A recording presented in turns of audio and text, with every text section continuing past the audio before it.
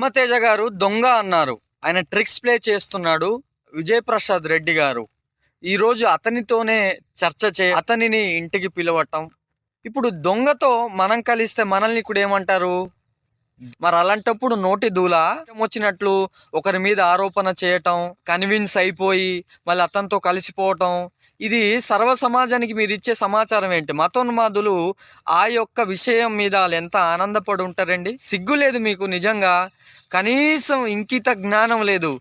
పెద్ద పెద్ద సేవకులని మీరు పిలువబడుతున్నారు ఈ లోకంలో. కానీ అసలు మీరు దేవుని దృష్టిలో సేవకులా, లేకుంటే మనుషుల దృష్టిలో సేవకులా? నల మీద ట్రిక్స్ ప్లే చేస్తున్నాడు అని అతని మీద చాలా ఆరోపణలు మీరే చేశారు.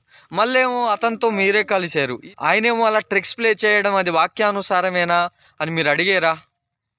ఒకవేళ మీరు ఏ వాక్యాన్ని బేస్ చేసుకొని ఆ విధంగా మీరు ప్రవర్తిస్తున్నారు అని ఒకవేళ అడిగిన విషయాన్ని